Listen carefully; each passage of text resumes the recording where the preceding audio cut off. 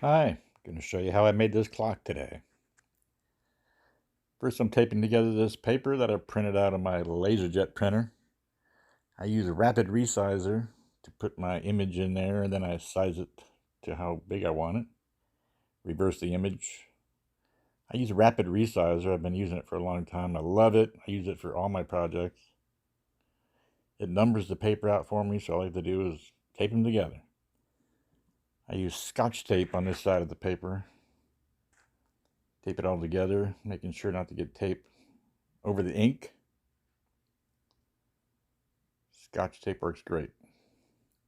Cut off the excess paper.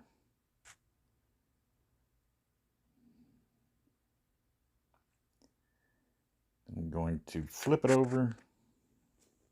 I'm going to use packing tape on this side of the paper because packing tape is not affected by lacquer thinner, which is I'm about to spray on the back. I'm using a stainless steel pressure sprayer for the lacquer thinner. If you put lacquer thinner in a plastic bottle, it will dissolve the bottle. I use a dishwashing glove to rub the ink into the wood.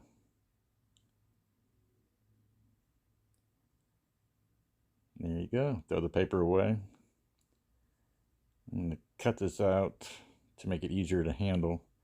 This is not going to be the actual clock. I'm using this as a template. I haven't made this one before, so I'm going to use a template so I can make a bunch of them. I want this cut to be accurate though, because I'm going to be using this to outline the actual clock.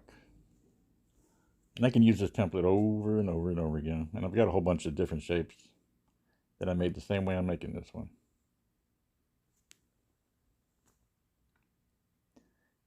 It looks like I'm pushing on that saw, but I'm not. This is 4 times faster than actual speed. I'm letting the saw do its own thing, basically, because if you push on it, the blade will bend in and out, and your edge will be not straight. And since I'm going to make a lot of different ones from this template, I want it to be perfect.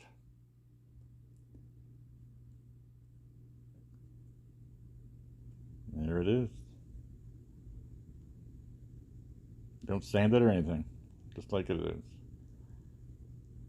I'm not going to use a pencil to outline it. I'm going to use some flat black latex primer. Get as many pieces as I can on this board. And the board is a piece of 3/4 inch MDF. I like using it because it's heavy, it's firm, it's not going to bend or warp. That sand dollar you see there, it has little slots in the middle of it that a pencil won't even fit in, so you couldn't trace that if you wanted to. But the spray paint gets right in there.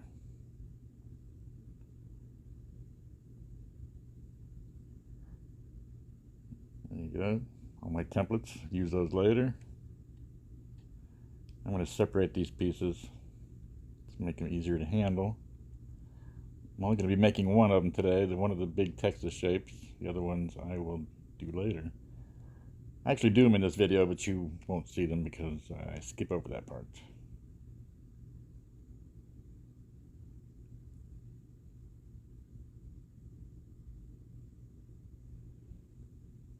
Now, this is going to be the clock. So I want to make sure that this one has a good cut on it. Real slow I'm going. Want that edge to be nice and straight up and down. I'm going to sand the top and the back of this after I'm done cutting it. Just lightly with an orbital sander, but I do not sand the edge where the top meets the side. Because if you round that edge over, when you come back to pour resin on it later, the resin will just roll right off the edge and fall into your work surface, and then you'll have a dry edge, which does not look good, and it's very hard to fix. This light sanding.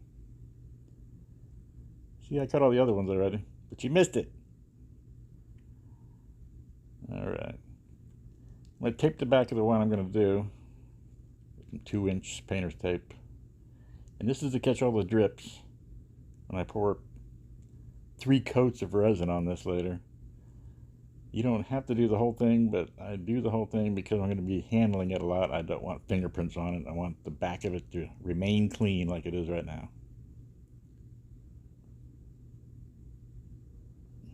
I do want the tape to be stuck to the edge really good, so nothing gets under that tape on the edge. And how I do that is with a carpenter's pencil. Now the good thing about this pencil, using it, is that when I press the edge, paint comes off the pencil and marks the tape. See that? And that makes it so much easier to cut, because you can see where you're cutting instead of just guessing. And you want that tape to be as accurate as possible to the edge. If the tape sticks out a little bit further than the edge, when you're pouring the resin will pull up on the tape. Then when you try to pull it off, you'll pull resin off the side and it makes a mess. You have to touch up paint, and I know that from experience. There's a little hangover, so I have to trim that off. There you go. I'm going to prime it, the edges and the front, with Latex Kills primer. Dries really fast. Gives you a nice white, clean canvas. Alright, I'm going to paint my beach on here. This is going to be a beachscape. I use gold metallic paint. I just like the way it looks. I just put it anywhere I want. I know this is a little exaggerated. The beach isn't really like that, obviously. But the gold paint is a little thin also, so I let it dry for 10 minutes or so, and then I put a second coat on.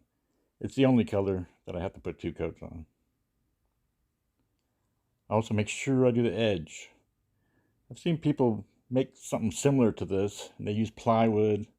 They don't paint the edge, they don't tape the back. So when you see the edge, and they use usually a 1/2 inch plywood, so it's thinner, bendable. And if you can bend something with resin on them, the resin's going to crack. So make sure I do the edge. I also like using MDF because it's really heavy. And if you're going to charge a good price for this thing, people equate weight with value. They hold this thing and it feels heavy and they say, man, what are you charging for this? Like 200 bucks? Nah, 50 bucks. There's my colors. Liquitex acrylic paint. Aquamarine, light blue, dark blue. Closer to the shore where the water is going to be shallower, it's a lighter color. The line where the aquamarine meets the gold doesn't have to be perfect, but I don't blend them together. But I do, doesn't have to be perfect because that line is going to be covered later with a wave. Make sure you get your edges on here. Now the lighter blue and the darker blue.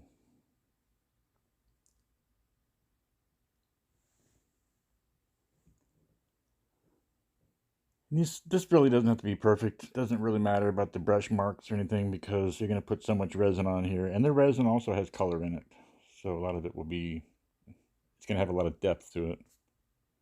Do make sure to do the edges though. I don't want any white primer showing anywhere. Then I just start lightly blending them together. This acrylic paint dries pretty fast. And just one coat. It's already dry. So this is the first coat of resin. I kind of just go around the edges so I can pull it over the side and do my edges all the way around with resin. I like using that silicone spreader. It works better than your fingers or your hands. I've seen people use their fingers. What a mess that is, dripping all over the place. You can use a popsicle stick. I've seen that. I don't like that either. You see that blue stick on the side of silicone, but I don't use that either. That little spreader has kind of a cup to it, and it doesn't spill much. But make sure I do all the edges. That's just clear resin in that cup. It looks kind of white and milky, but that's because it has a lot of bubbles in it. But there's no reason to get the bubbles out because I'm putting it on here so thin. Just a light pass with a torch will take all the bubbles out almost instantly. This is self-leveling, so I just spread it out, make sure there's no dry spots. Double check the edges. I have it on a Lazy Susan, which is great, with a silicone mat over the Lazy Susan. I have a piece of paper down, and then underneath the paper I have more silicone mats. But if I didn't have the paper down and the drips went onto the silicone mat, you have to pick each drip off with your fingernails to get the silicone off the mat. Where if you have the paper down, you just throw the paper away. Makes it so much easier. There's the torch.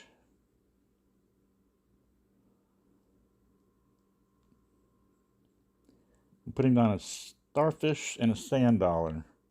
Now they're sitting on a piece of silicone there. Before I put them on here, I put some UV resin on them to seal them, and I put them under a UV light for like 30 seconds, and that totally seals them.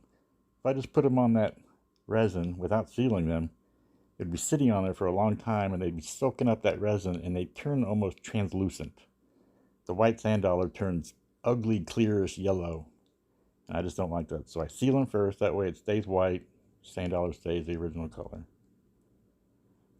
Just put some shells on here. Don't overload it. Just whatever you think looks good.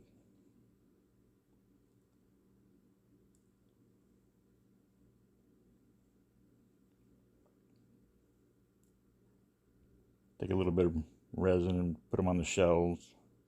They're not going anywhere.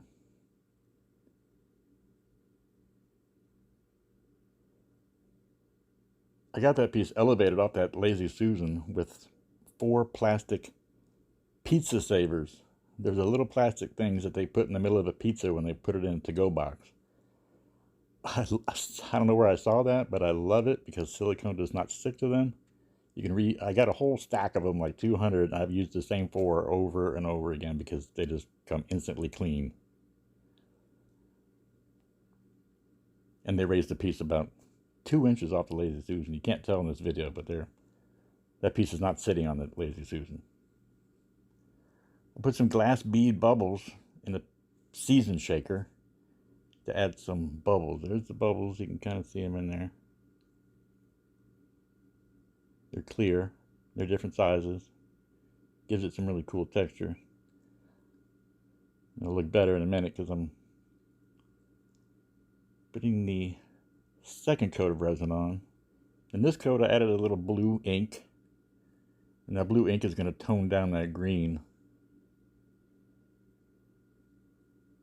And that's all it is, just resin with blue ink in it. I'm going to spread that out evenly, make sure I get my edge again. Each coat of resin I do the edge from where that line starts. See, I didn't put any more on the gold on the sand, just from that line, the transition line. Going around the edge.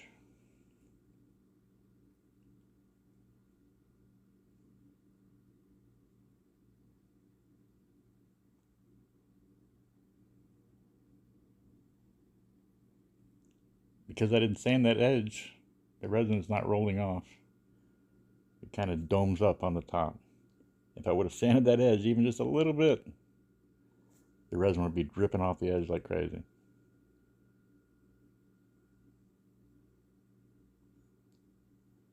Alright, while that is still wet, up in that silicone cup in the right hand corner, I got a little bit of extra resin I have. I'm torching it right there. And I added some white casting craft into it. It's been sitting there getting a little bit thicker, because that's going to be my first wave. So I'm going to take that, I'm going to pour a line in my transition between the sand and the water. Don't dump it all on there all at once, because you don't know how much you're going to need. So I do a couple thin lines, then I hit it with a heat gun. I'm coming at a pretty sharp angle from the front towards the back. I'm using a skinny nozzle, and it's on high. It doesn't start moving until it warms up pretty good. And then be careful, go slow, start off high and kind of come down and play with it to where it goes where you want it. After it sits for a minute or two, it'll start to form cells in it that look more like foamy bubbles.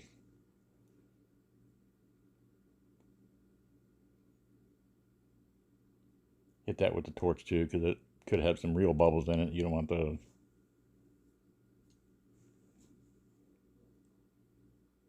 You can see the cells forming in there.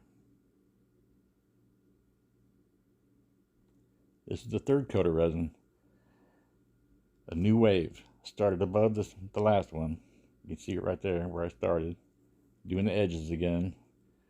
This one I also added some blue, so it gives it more depth. And I also added a little bit of real fine white glitter. It's not heavy like regular glitter, but it's real fine. Gives it a real faint sparkle. Make it look more like, you know, ocean water.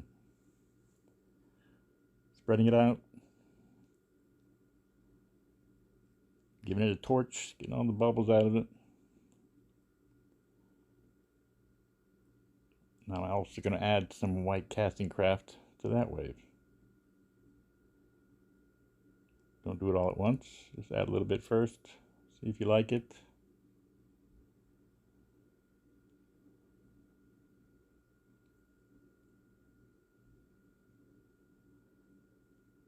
And get the heat gun out.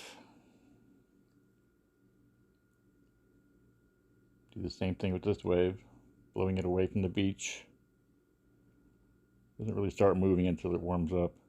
I didn't use all of it. That's why you want to save some of the white, because I don't like that little separation where you see the blue in the middle right there. So I come back and put some more white over that.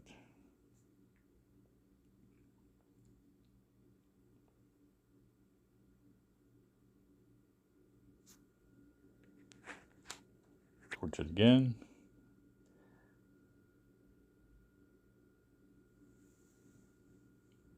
You could even do another wave if you wanted to. You can do as many waves as you want, but I'm going to make this a clock, and I didn't want the waves to interfere with my hands of my clock to make it harder to read. Torch the bubbles out of it. I'm also going to put some of the glass beads on this wave. The previous wave was already dry, so the glass beads I'm sprinkling on there are just bouncing off the dry part and sticking to the wet wave.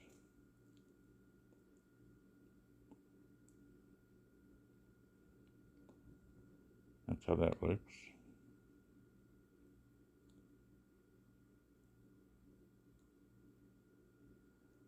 Alright, time to take off the tape. Look at all those drips. You have to use the heat gun to take the tape off.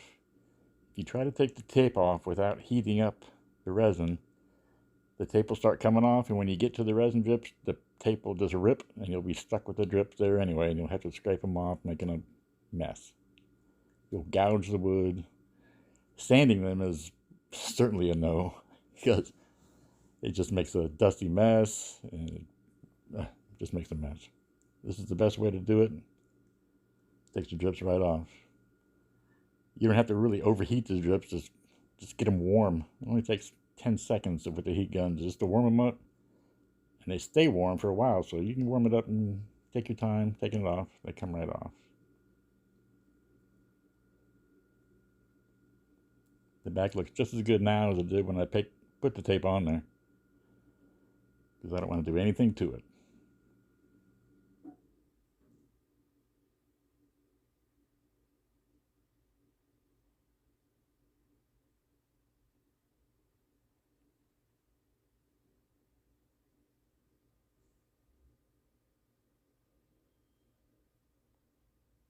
And there you go.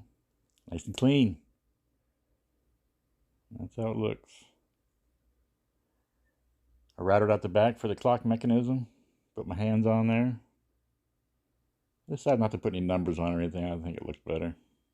People know how to read a clock.